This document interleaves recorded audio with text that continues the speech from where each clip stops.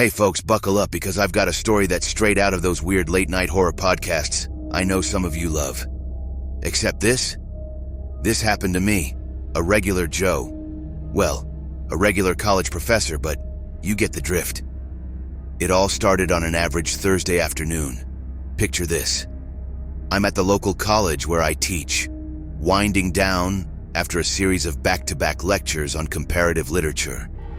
You know the drill, discussing Kafka and his metamorphosis, trying to instill some enthusiasm into the half-asleep young minds of today. Not exactly the setting for a horror story, right?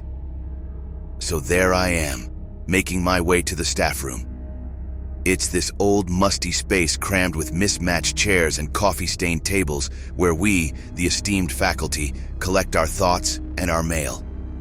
I'm expecting the usual. A couple of student papers, maybe a memo about the next department meeting. But what I find instead throws my day into a tailspin. Wedged between a stack of unmarked essays and the latest issue of some academic journal, there's this DVD case.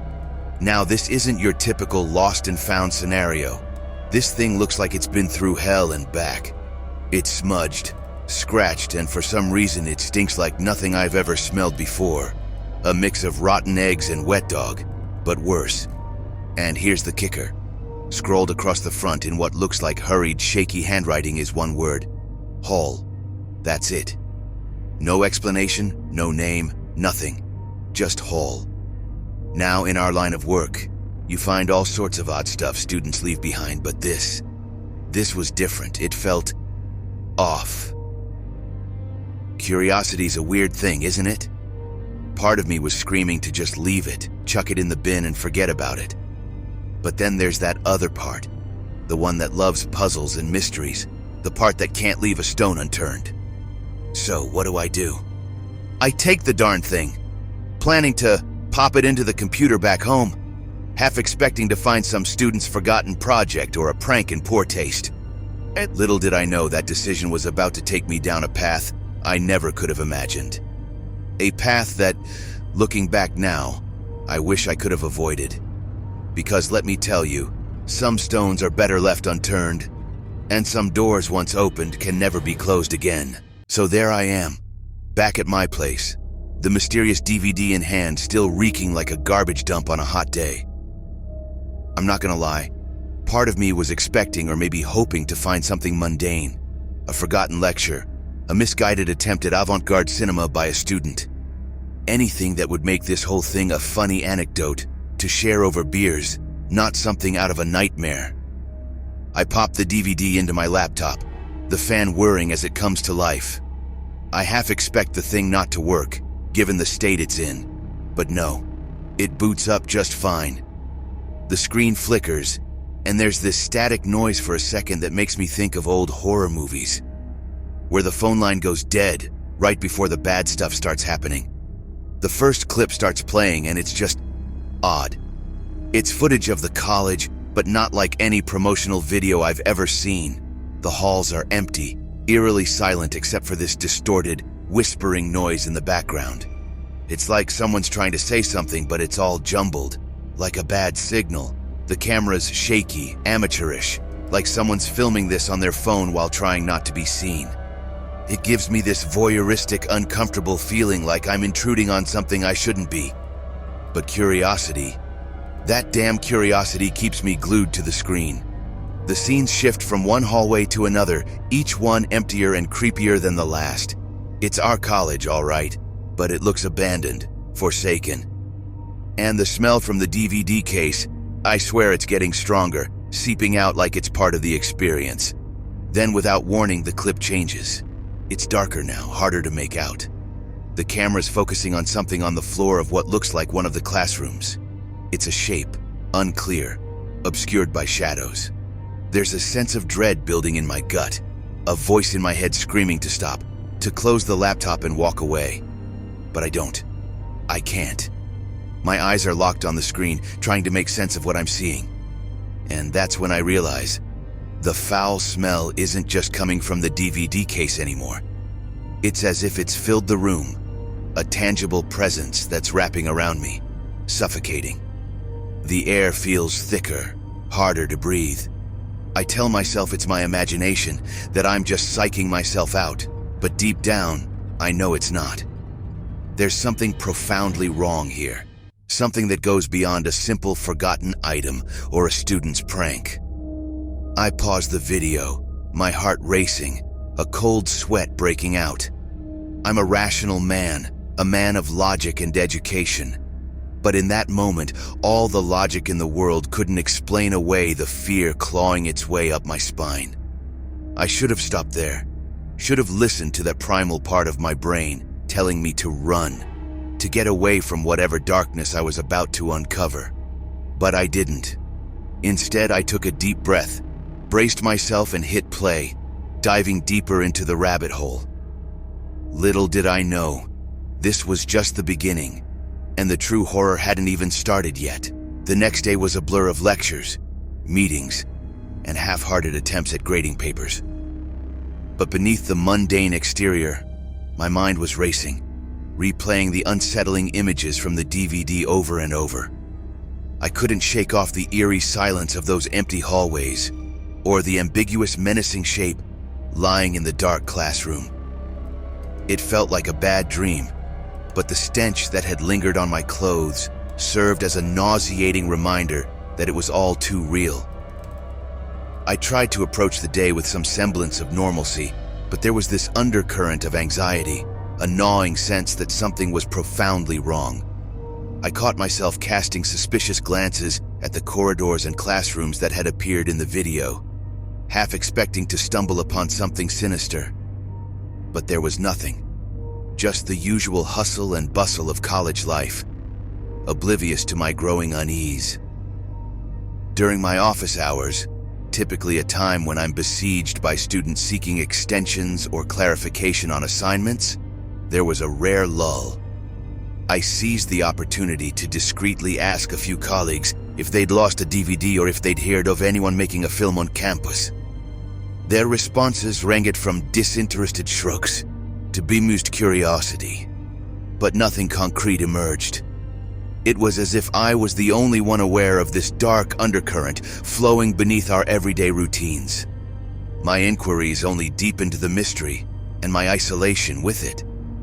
The logical part of me, the academic, the skeptic, began to rationalize it as some kind of elaborate hoax, perhaps a misguided attempt at viral marketing by the film studies department. But these rationalizations did little to quell the unease that had taken root in my psyche. As the day wound down, I found myself drawn back to the DVD. There was a part of me that wanted to throw it away, to forget the whole bizarre episode and move on with my life. But there was also a stronger part, a compulsive, almost masochistic need to understand, to find answers to the questions that plagued me. I realized then that my initial viewing was just the tip of the iceberg, a prelude to a deeper, darker journey. So with a sense of grim determination, I resumed watching. The further I delved, the more the sense of dread grew. The footage became more erratic, more disturbing. There were glimpses of places I recognized, twisted into nightmarish versions of themselves, interspersed with shots that were too dark, too quick to make out, leaving a lingering sense of horror that clawed at the edges of my mind. I tried to piece together the narrative, to find a thread of logic in the madness, but it was like trying to assemble a puzzle with half the pieces missing. The only constants were the omnipresent sense of foreboding and the now familiar stench of decay that seemed to emanate from the very images on the screen. By the end of the night, I was no closer to understanding the origin or purpose of the DVD. But one thing was clear. I was deeply entangled in something beyond my comprehension. Something that whispered from the shadowed corners of reason and sanity. I knew then that there would be no easy answers, and that my search for understanding would take me down paths I was not sure I wanted to tread. But tread them I must, because now, the mystery wasn't just on that screen. It had seeped into my life, an unwelcome presence that refused to be ignored. And so, I continued to search for answers, even as I feared what I might find. Days turned into nights and back into days, each cycle marked by a growing sense of dread that clung to me like a second skin. The DVD had unleashed something, a creeping darkness that infiltrated my thoughts, my dreams, my very perception of the world around me. The college, once a place of enlightenment and discovery, now felt like a labyrinthine trap, its familiar corridors and classrooms twisted into scenes from a nightmare that refused to end. I became hypersensitive to every shadow, every unexplained noise, every fleeting glance that lingered too long. My interactions with students and colleagues were tinged with a paranoia I couldn't shake, a gnawing suspicion that I was being watched, studied, perhaps even manipulated. The rational explanations I clung to like a lifeline began to fray at the edges, leaving me adrift in a sea of uncertainty and fear. The decision to delve deeper into the DVD's contents was no longer one of curiosity, but of compulsion. I was like a man possessed, driven by the need to find some thread of logic in the chaos, some clue that would lead me out of this psychological maze. But with each viewing, the images grew more disturbing, the sequences more disjointed, as if the very fabric of reality was unraveling before my eyes.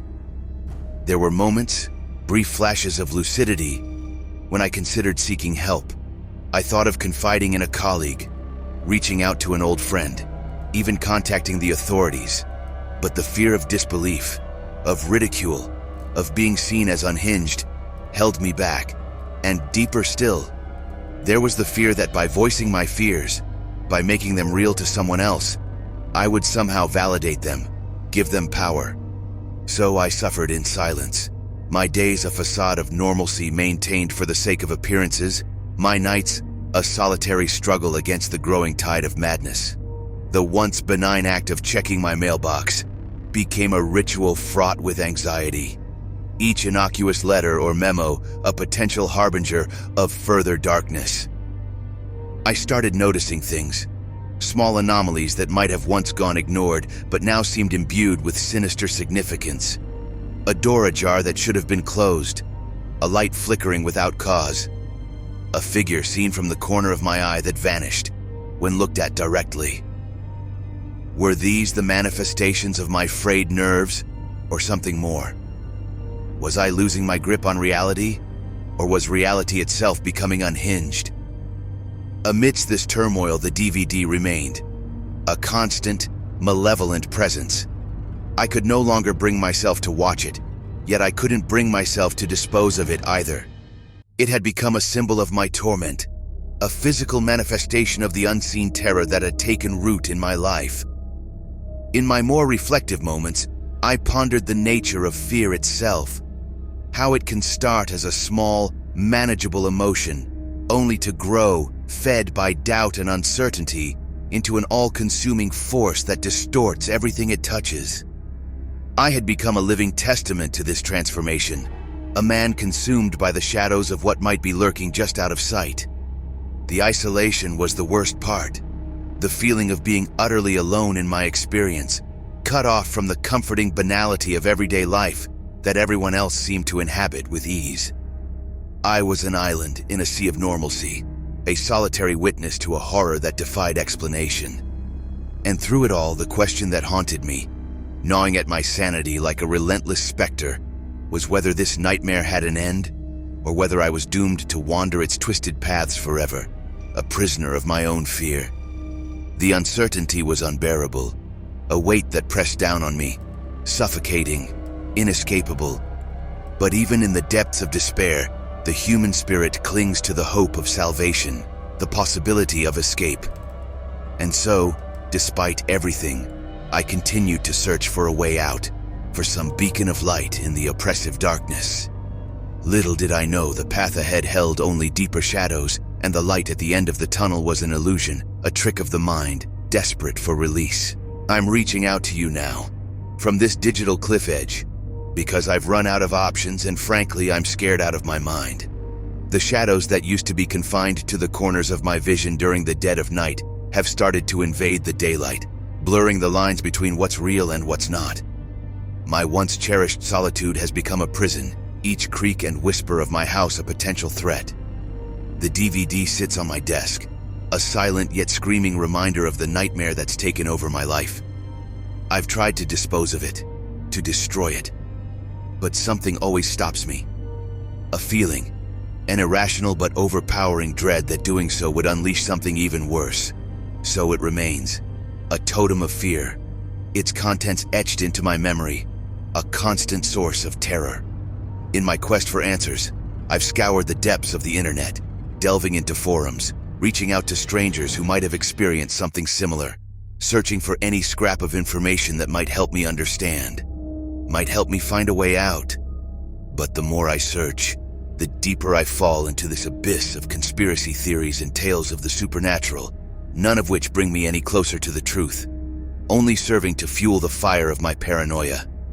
The once benign environments of my daily life have transformed into landscapes of suspicion and dread.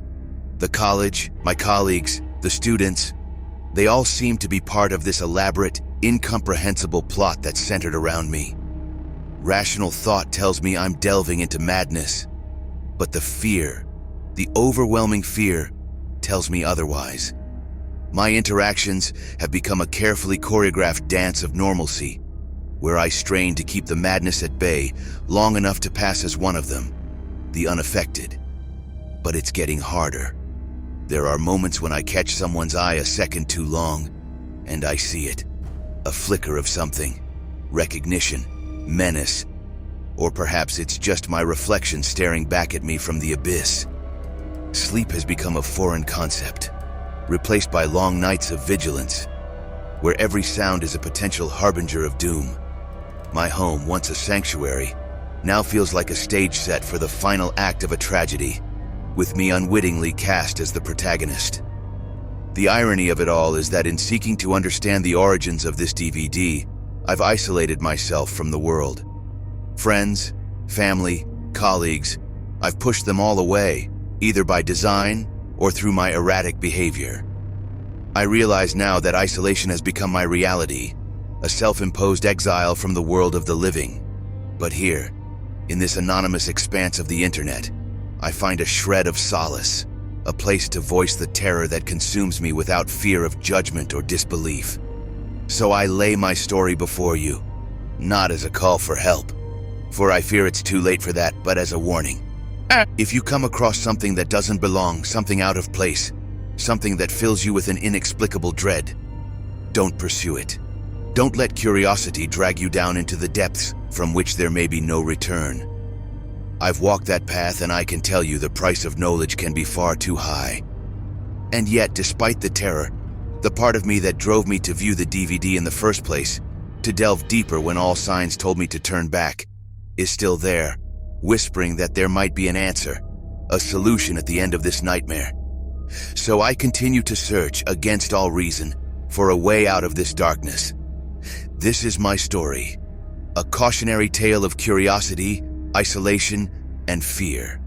I don't know how it ends, but I hold on to a flicker of hope that by sharing it, I might find some semblance of peace, or perhaps warn others before they too tread down this dark path. Remember, not all mysteries are meant to be solved, and not all doors are meant to be opened.